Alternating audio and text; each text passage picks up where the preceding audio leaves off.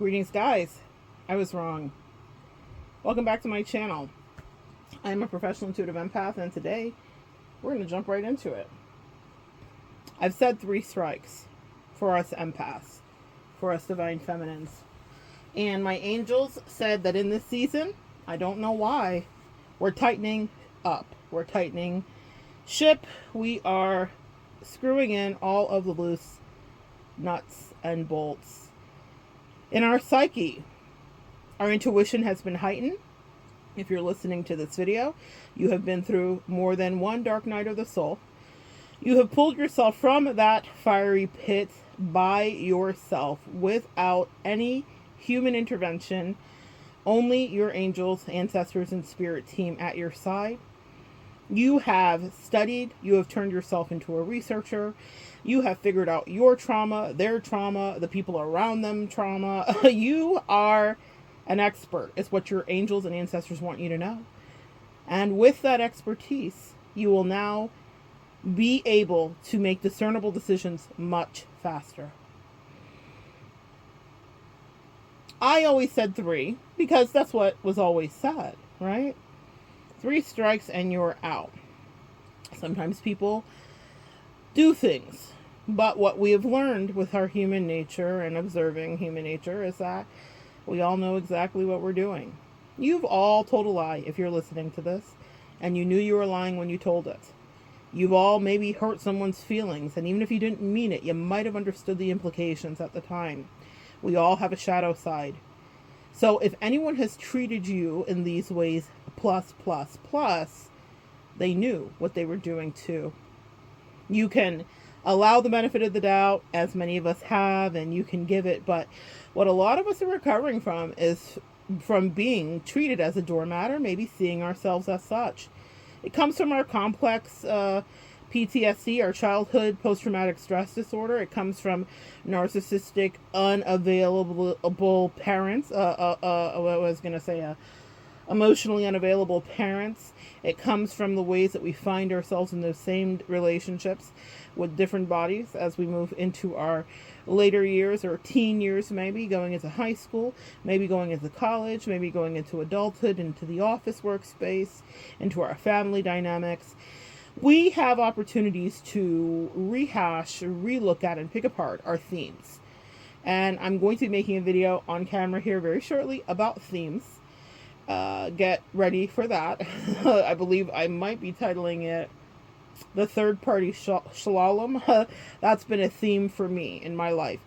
But we all have themes, and I'm going to teach you how to identify that and how to break the cycle of saying, I no longer accept this theme in my life. But when it comes to 3s, it's no longer that many strikes. The first time someone disrespects you, even if you are gaslit into thinking you might be overreacting, it's the time to cut the cords. I made a video here recently called Have You Ever Been Swallowed? Where I talk about my experience overlooking many bad behaviors and toxic traits of someone because I valued them, because I liked them, because they were charming as anybody who has any amount of disorders can be. We all can be charming in our shadow, can't we? But what I learned in that is that my angels really were like, girl, we were telling you right from the beginning, and they were. And I dealt with it right from the beginning, meaning I addressed it the very first time I was gaslit. My angel said, what you did wrong is not that you addressed it, it's that you stayed after addressing it. It should have been a immediate disconnect, not like jump out of the house in that moment when it happened. But once that moment in time where I was spending time with that person was over, once that week was over, the disconnection should have been then. And so I can only teach you what I have learned, and I can only learn so that I can continue to teach so that we can evolve together. It's no more 3 strikes for anything.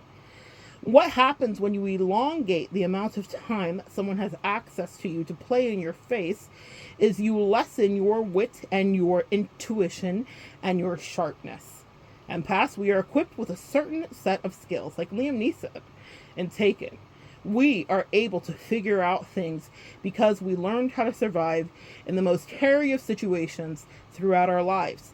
So even if it's not imminent, life-threatening, ending danger, when someone is dealing with you, playing in your face, being emotionally manipulative, lying, overstepping boundaries, being rude, causing you to have emotions that you don't like, we are empathetic. We are empathic. We are sponges.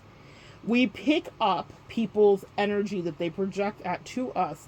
So if you start feeling differently and you're around someone, please understand that maybe they don't need 75 strikes, 3, 2, they only need 1.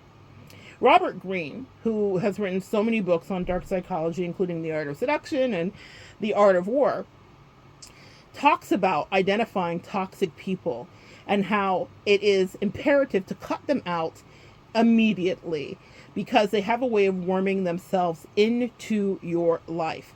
I'm going to see if I can find the clip, and I will link it below in the description box so that you can quickly access it and add it to your encyclopedia and repertoire as you are navigating these streets outside with people that are squirrely and weird.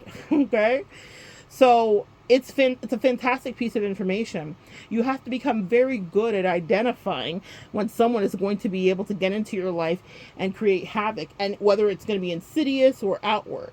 Now, a lot of us are very good and adept at navigating and identifying the overt narcissistic behaviors that have been so threatening to our very existence as empaths on this earth.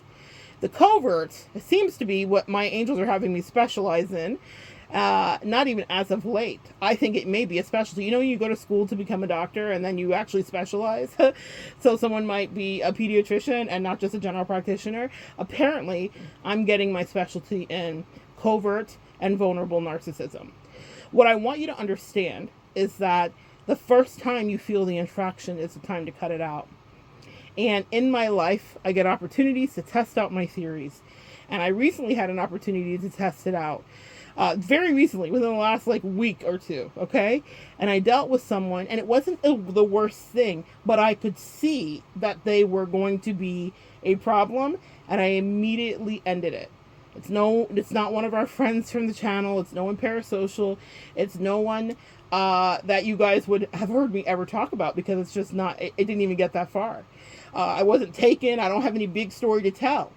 But what I realized is that my angel said, convey this to the collective because you handled it well. This person they showed me was going to fan out to be a huge issue. And immediately, 1 strike, that was it. They countered me and said, you're overreacting. I just meant this. I was having a bad that. It was because of this. Sound familiar, empath? As soon as they started to excuse their behavior and try to gaslight me out of my intuition, I knew that the decision had been made correctly. And so I pass that to you. We won't stay too long here. This is a quick piece of food for thought. You are dealing with this or have dealt with it or will be. No more strikes of 3. It's 1 and done. Absolutely. That self-love, that self-respect. And actually, in the last year and a half, that was my biggest regret, is that I didn't handle it as swiftly as I should have. What happens when you allow people to continuously disrespect you is they get real comfortable. And then the levels of disrespect escalate. And they start playing in your face. And then they bring in other friends. As I said, my theme, the third party shalom. They bring in other people to disrespect you. And it becomes fodder for conversation and a fun, good time. And if that's a trigger for you, as it was a childhood actual trigger of mine, then maybe it's some karmatic things you might be working through. But you are not relegated to a life where you're living in this perpetual Groundhog Day of bullshit, where people are being unkind or triggering to you. And you know the only person that gets to intercept that is you. You get to vote with your feet. When you are dealing with that situation, the person doesn't really need too much explanation. So often empath, because we have been put in the position where people have treated us badly, ghosted us, or talked to us unkindly, or ostracized us, or triangulated us, or whatever, we would never deign to ever treat someone else that way. And I'm not suggesting that you do. But avoiding a situation where you're going to be pulled into explaining your perspective so that someone who has personality disorder behavior can talk you out of it is fully sanctioned.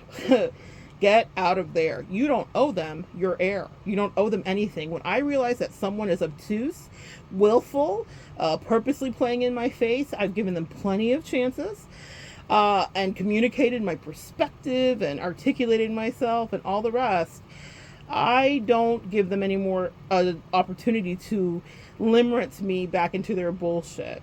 It's a cutoff, because now I see you as a threat to my well-being and my mental stability. I see you as existing in complete toxicity, and one that you're happy to be in. A lot of everyone's toxicity comes from their own pain.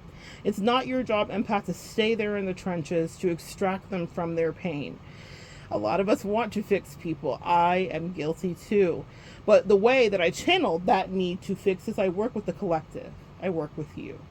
And I work with people who value what I give. And there's an exchange of energy.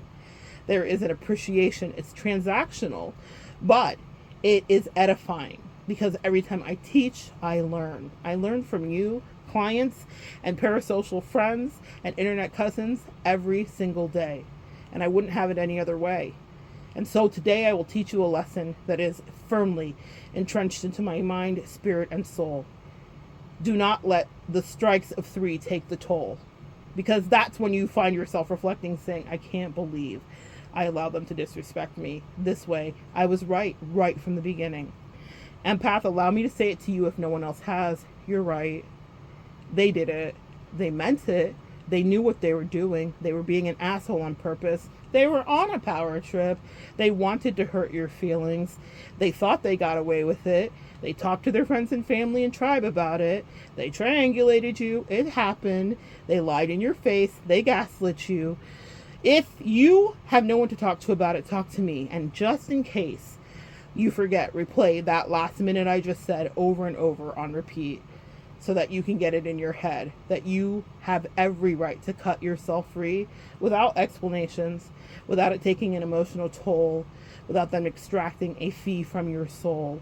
Because that's all people that are playing in your face want to do, is stay connected to your energy so that they can deplete you. We are fantastic sources of energy. Some of the best sources and supply, y'all know the word if you study narcissism, that any of those haters will ever come by. Any of those lacking, impoverished people will ever come by. So of course they want to keep you underneath them. And so they will lie. And if you allow them to, they will. So one strike, you're uncomfortable, say less. Remove yourself, because it is your free will. Don't let them negotiate. We don't negotiate with terrorists. We never have, and we never will. So good sharing energy with you. Come back and join me next time, guys. We'll continue to evolve together.